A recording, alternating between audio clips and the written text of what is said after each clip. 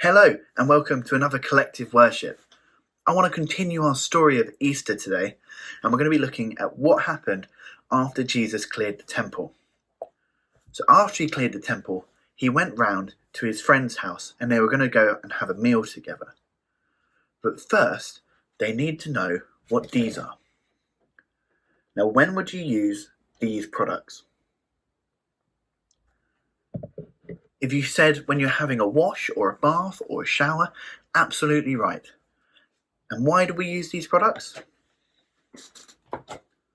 Well, we use these to try and get clean because we get dirty. Now, we usually have a wash, a shower, a bath when we're dirty, and in the time when Jesus lived, washing, especially washing your feet, was really important. The country where Jesus lived would have been very hot, and they wouldn't have had many proper roads or pavements like we've got. They probably have lots of dirt tracks which were very dusty, and people wore open-toed sandals or even walked barefoot. They wouldn't have had trainers or strong shoes like we do now. So in those days, if a guest arrived at your house for dinner, their feet would be very hot and dusty, and probably quite smelly too. The guests would have expected you to provide water for them to wash their feet before that meal started, and very often a servant would wash a visitor's feet for him or her, and this would be seen as a sign of respect.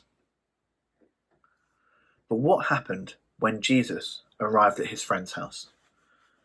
Well, Jesus and his friends were about to have a special meal together.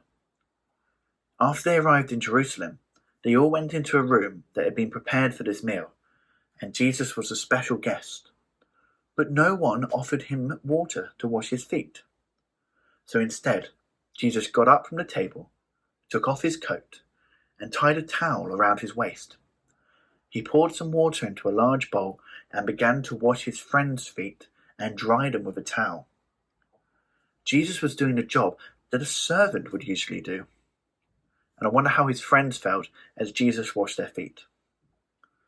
One of Jesus' friends, Peter, called out, "You will never wash my feet, for you are God's son. I won't let you do it." But Jesus replied, "If you don't let me wash your feet, you will no longer be one of my special friends. You say that I am your teacher and your Lord, and that is true. But now I have become like a servant by washing your feet. I am setting an example to all of you. I want you all to serve each other and to serve many other people too, just as I am serving you."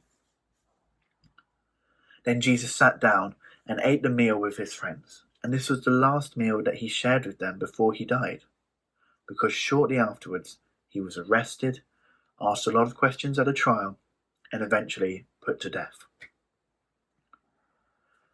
Jesus wanted to teach this important lesson to his friends by washing their feet. He knew that he wouldn't be with them for much longer because he was soon going to die.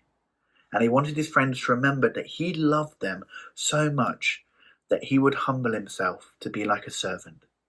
He wanted to show them love and respect that they would then go and show to others. It might not be that appropriate for us to go around washing each other's feet now, but it's still good to show love and respect towards others. Take a moment to think how you can show love and respect to others, especially those that aren't our friends. I encourage you, if you've thought of anything, to give that a go this week. I'm going to pray. Dear God, thank you that Jesus showed his friends how much he loved them by becoming like a servant. Help us to show how much we love and care for others by being kind to them and putting their needs before our own.